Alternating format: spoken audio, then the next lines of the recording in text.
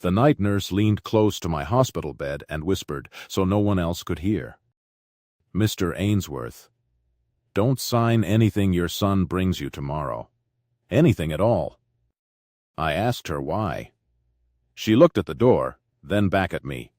"Because I saw what he already tried to file. And because the chief of surgery is coming to see you in the morning. He asked me not to tell your son he's coming." I lay there in the dark, hooked to a machine that beeped my tired heart back at me, and I understood two things at once. My son wanted me gone. And someone with more power than him was on his way. Welcome back to The Forgotten Father. Grab your coffee, get comfortable, and remember the people in these stories had every chance to do right by the ones who raised them. They just chose wrong. Drop a comment and be sure to subscribe. You're going to want to stay till the end.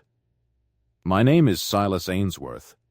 I am 75 years old. I live in Dayton, Ohio, in the same small house I bought in 1974.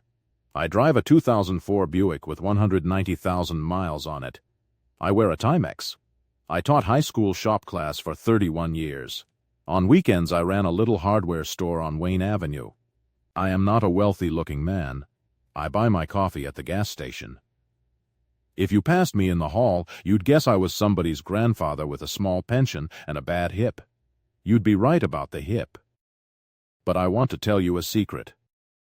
I have kept it for 40 years. It is the reason this whole story turns out the way it does. So hold on to it. I never had much, but I had enough, and I was careful, and I learned young that a man doesn't need to spend money to feel rich. He needs to spend it on the right things. For 40 years, quietly, I did one thing with almost everything I saved. I paid for other people's children to go to school. Not my own. Mine was taken care of. Other people's. Poor kids from my shop class, bright kids with no money and nobody in their corner. I paid tuition, anonymously, every time. They never knew it was me. That was the whole point. A gift with your name on it is a loan. A gift with no name on it is just a gift. I learned that from a man named Mr. Boyd. He was my own shop teacher back in 1961. I was a poor kid too, once, poorer than poor. My father drank what little we had. My shoes had cardboard in the soles. I was going to drop out at 16 and go work the line. And Mr. Boyd, one Friday, handed me a pair of good work boots and a toolbox. He said a supplier had sent extras. I believed him for 30 years. It wasn't until his funeral that his widow told me the truth. There was no supplier. He'd bought them himself, out of a teacher's salary for a kid he thought was worth saving. Those boots got me my first job. That job got me my store. That store built this whole life. One quiet gift from a man who never asked for thanks. So when I had a little to give, I knew exactly how to give it. Nameless, the way it saved me. I did that for a lot of kids over the years, but there was one who mattered more than the rest. I'll come back to him, because he is the reason I am alive to tell you this. Let me tell you about my son. His name is Tristan. Tristan is 50. Tristan has always wanted more than he had, and always had more than he earned. He sold cars for a while, then real estate, then something with crypto that I never understood, and neither did he. He wears nice watches he can't afford. He has been, as long as I can remember, one bad month away from disaster. And for the last few years, he has looked at me the way a drowning man looks at a floating door. I should have seen this coming years ago. The signs were all there. When my wife Eleanor was dying of cancer in 2019, Tristan visited her twice in 4 months. Twice, but he called me 11 times about her life insurance. I counted, later, because counting is how I keep from screaming. At her funeral he asked me, on the way to the grave, whether the house was paid off. His mother was not yet in the ground, and he was already doing math. I told myself he was grieving badly. I tell myself a lot of things about that boy. Over the years he borrowed money from me and never paid $1 of it back. $9,000 for a car, $20,000 for the crypto thing, $15,000 to keep his condo. I stopped keeping track because keeping track felt like giving up on him. A father will forgive almost anything. That is our great strength and our great stupidity. It is the same thing, really, wearing two hats. Eleanor saw it before I did. She used to say, "Silas, that boy loves you the way a fire loves a log." I'd tell her to hush. She was right, of course. She usually was. She'd married a poor kid with cardboard in his shoes and turned him into a whole man, and she could read people like a headline. I miss her most in hospital rooms. She'd have caught the folder before I did. I had a heart attack in April. A bad one. They rushed me to Miami Valley Hospital and put a stent in and told me to rest. Tristan came the next morning, but he didn't come to sit with me. I could tell right away. He came with a folder. He was very sweet about it. That was the first warning. My son is never sweet unless he's selling something. He held my hand, which he never does, and he told me how scared he'd been. Then he opened the folder. "Dad, while you're in here, we should just get some paperwork in order, so I can help you. Medical decisions, the accounts, all that, just so nobody has to stress." He slid a pen across the tray table. "Just sign here, and I'll handle everything." I was tired. My chest hurt. And 40 years of teaching teenagers taught me to read a face that's lying to me. I told him I'd look at it when my head was clearer. His sweetness flickered. Just for a second. "Sure, Dad, of course. No rush." But there was a rush. I could feel it coming off him like heat. That's the thing about being old in a hospital bed. People start talking about you as if you've already left the room. A resident came by that afternoon, and Tristan spoke to her in the doorway. He didn't think I was listening. I always am. "He's not really himself," Tristan said quietly. "The heart thing, it's affected his mind. I'm the one making decisions now." I lay there with my eyes closed and my mind sharper than it had been in years, and I listened to my son tell a doctor I was already gone. That is a specific kind of cold. To hear your own child file you away while your heart is still beating. I have given that boy everything. I worked doubles so he'd never want. I paid off his first car. I bailed out his failed store. And here he was, in a quiet hallway, rounding me down to zero. I didn't say a word. I just filed it away, the way he was filing me, because I have learned that the loudest thing an old man can do is go very, very quiet. I want to say something to you directly now, because I know some of you know this feeling. There is a particular loneliness in being talked about while you're still in the room. Being discussed in the third person by your own family, like a chair or a bill or a problem to be solved. He can't manage. He's not himself. I'm handling him now. Every one of you who has aged, or who loves someone who has, knows that sentence. He's not himself. It's the sentence people use right before they take something from you. I taught 31 years of teenagers. My mind is a scalpel. But the moment a heart monitor started beeping next to my head, my own son decided my brain had gone soft, because a soft brain was more convenient for him. That's the wound, not the money. The money I don't care about. It's that he needed me to be less than I am, so he'd feel less bad about what he was taking. Do not let anyone shrink you to make their theft feel smaller. You are the same person in that hospital bed that you were in the driver's seat. Make them see it. If you've made it this far, do me one quick favor. Subscribe. A lot of people watch without ever doing it, but it costs you nothing and means everything to us. Thank you, genuinely. Now let me tell you what was in that folder. The night nurse, the one who whispered to me, her name is Sienna. She's about 30. Kind eyes, tired feet. The best kind of person. She'd been on shift the night Tristan came back after visiting hours. He thought the floor was empty. It wasn't. Sienna was at the station, and she watched my son sit by my bed while I slept, take out a document, and practice my signature on a scrap of paper. Over and over, my signature. Then she watched him sign that document and slip it into his folder. She pulled the chart later. The document was a DNR, do not resuscitate, and a durable power of attorney, making him the sole decider over my care and my money. Both signed with my name, a name I never wrote. If my heart stopped again, that piece of paper told the doctors to let me go, and it told everyone that my son had the only say. He wasn't just trying to inherit early, he was trying to make sure there was nothing to inherit late. Sienna could have stayed out of it. Nurses learn to keep their heads down. But she didn't. She came to me the next night, and she whispered her warning, and she told me not to sign a thing. And she told me the chief of surgery was coming in the morning. I asked her why the chief of surgery would come see a retired shop teacher with a stent. She smiled, a strange soft smile.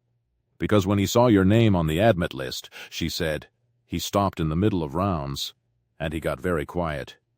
And he said, Silas Ainsworth from Dayton? Like he'd seen a ghost. Then she left. And I lay awake all night wondering, now here is the secret I promised you. Come close. 38 years ago, there was a boy in my shop class. His name was Mateo Delgado. His mother cleaned offices at night. His father was gone. Mateo was the smartest kid I ever taught, and it wasn't close. He could take apart an engine and then explain the physics of why it ran. But he was poor, the real kind of poor. The kind where college is a joke somebody else gets to laugh at. He got into a pre-med program on grades alone. And then he came to my store, 17 years old, and told me he was going to turn it down. Because there was no money. And there never would be. I told him to go home. And I told him a lie. I told him a scholarship had come through, an anonymous one, for a local kid with promise, and every semester, for 8 years, that anonymous scholarship paid Mateo Delgado's tuition. Pre-med, then medical school. Then his residency costs when his mother got sick. He never knew where it came from. I made sure of it. I mortgaged this little house twice to keep it going. I ate a lot of cheap soup in those years. It was the best money I ever spent. I remember the day he came to quit. It was raining. He stood in the doorway of my store, soaked through, holding his acceptance letter in a plastic bag so it wouldn't get wet. That detail has stayed with me for 38 years. He protected a letter he was about to throw away. He put it on the counter. He said, Mr. Ainsworth, I wanted you to see it, just once, before I tell them no. His voice didn't shake. That was the worst part. He'd already made peace with giving up his whole future. A 17-year-old, calm about the death of his own dream, because he'd never been allowed to believe dreams were for him. I read that letter 3 times so he wouldn't see my face. Then I told him about the scholarship that didn't exist yet. I watched a dead thing come back to life in a boy's eyes. He asked me, why would anyone do that for me? And I said the truest thing I know. Because somebody once did it for me. That's the only reason any good thing has ever happened. Somebody, somewhere, decided you were worth it. Now go be worth it. He ran all the way home in the rain. I closed the store early, and I sat in the dark, and I cried like a baby. Because I knew I'd just mortgaged my house, and I'd do it again in a heartbeat. I watched from a distance as that poor boy from Dayton became a doctor. And then I lost track of him the way you do. He moved on to bigger cities and bigger hospitals. And I was just proud, quietly, in my little house, and I never told a living soul. I have one old friend who knew about the giving. His name is Walt. We taught together for 20 years, shop and auto side by side. He's 78 now, and meaner than a wet cat, and I love him like a brother. I called him from the hospital that night after Sienna's warning, and I told him everything. The folder. The forged name, the chief of surgery who'd gone pale at my name. Walt was quiet a while. Then he said, "Silas, you spent your whole life planting trees you'd never sit under. Sounds like one of 'em just grew tall enough to shade you." I told him that was almost poetic, for a man who once glued a student's stapler to the ceiling. He said, "Don't tell anybody. It'll ruin my reputation." Walt drove 2 hours the next morning to sit in the waiting room. He didn't come in. He just wanted to be in the building. That's the kind of friend to have when your own son brings a folder. The kind who shows up and glues staplers to ceilings and calls it a reputation. I did not know where Mateo Delgado ended up. I did not know he had come home. I did not know that the boy I put through medical school had become the chief of surgery at Miami Valley Hospital in Dayton, Ohio, the very hospital where my son was practicing my signature in the dark. Morning came. Tristan arrived early, folder in hand, sweetness turned all the way up. "Dad, you look great. Really now about that paperwork," and the door opened. A man walked in, tall, silver at the temples now, in a white coat with his name embroidered over the pocket. Dr. M. Delgado, chief of surgery. He was 55 years old, and for 1 second when he looked at me, he was 17 again. His eyes filled. He crossed the room, and he took my hand in both of his, and he said, in a voice that shook, "Mr. Ainsworth, do you remember me?" "It's Mateo, from the store on Wayne Avenue." I said, "I remember you turned into a fine doctor's son," and his face just came apart. Tristan stood there, holding his folder, watching the chief of surgery weep over his father's hand, and he did not understand a single thing that was happening. "I'm sorry," he said in his selling voice. "Doctor, I'm Tristan. I'm his son. I'm handling his care." Dr. Delgado stood up straight, and the warmth went out of his face like a light switched off. Because Sienna had already gone to him, she had shown him the chart. He knew exactly what was in that folder. "You're handling his care," Dr. Delgado said quietly. "Are you?" He picked up the chart from the foot of my bed. He held up a page. "This is a DNR, filed 2 nights ago, and a power of attorney, both signed by the patient." He looked at me. "Mr. Ainsworth, did you sign these?" I looked at my son, and I said, "I've never seen those papers in my life." The room went very still. Dr. Delgado turned to my son, and when he spoke, his voice was the calmest, coldest thing I have ever heard. "Do you know who this man is?" Tristan didn't answer. 38 years ago, I was a poor kid about to throw my whole life away, and a scholarship saved me. Anonymous, I spent 20 years trying to find out who gave it to me. I wanted to thank them. I never could. His voice broke. "I found out 6 years ago. The bank finally told me, after the statute ran out. It was a shop teacher in Dayton who mortgaged his house twice to pay for a boy he barely knew. His name was Silas Ainsworth." He looked at me, and the tears ran freely now. "I have been looking for a way to repay you for 6 years. I never imagined it would be like this." Then he turned back to my son, and he was the chief of surgery again, and he was terrifying. "You forged a DNR on the man who is the reason I'm a doctor. You tried to make sure that if his heart stopped, no one would save him. Do you understand what that is? That is not paperwork. That is the closest thing to a crime I have ever seen on my floor." He set the chart down. "The forged documents are void as of this second. Security is already at the desk, and the hospital's legal team has been notified, along with Adult Protective Services and the police. You are not this man's proxy. You are not anything to this floor except a visitor who is about to be escorted out."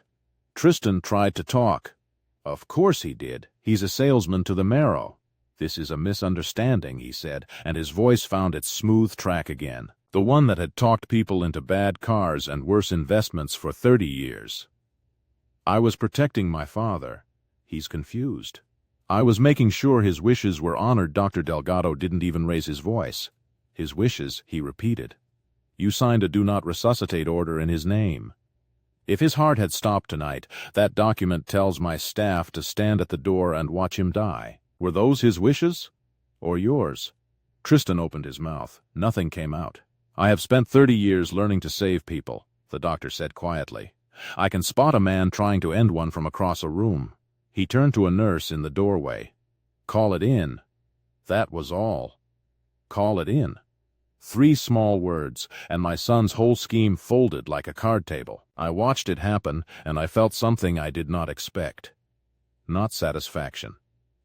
Grief, because up until that exact second, some foolish father part of me had still been hoping he'd say sorry. Just once. That he'd turn to me instead of the doctor and say, "Dad, I'm so ashamed." He never did. Not in that room. Not for weeks.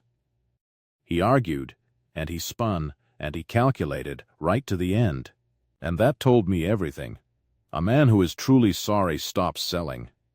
Tristan never stopped selling. I want to tell you what my son's face did. It drained, all of it. The sweetness, the confidence, the color. He looked like a man watching the floor open under his feet. "Dad," he said, turning to me, and his voice cracked into something small and childish. "Dad, tell them. Tell them it's a mistake. Tell them you'll take care of it." And there it was. Even now. Even caught. He came to me not to say he was sorry. He came to me to be saved. One more time. The way I always had. Here is where I have to be honest with you about what I felt. Part of me, the old soft part, wanted to protect him. He's my boy. I made him. But a man tried to sign away my life to reach my bank account. Mercy for a snub is a virtue. Mercy for that is just handing him the pen again. So I did the hardest thing I have ever done. I looked at my son, and I said, "No, Tristan, not this time. I love you, and you are going to answer for this." Both of those things are true. They took him out. He didn't fight it. He just went gray and quiet and small, and the door closed, and it was the loudest quiet in the world. The days after were strange. I kept waiting to feel triumphant. It never came. What came instead was my granddaughter, Ellie, Tristan's girl. She showed up that same evening, before she'd even heard what her father had done, just to sit with me because she'd heard I was in the hospital. She was horrified when she learned the truth. She cried, and she apologized for a thing she had no part in, the way good people always take on weight that isn't theirs.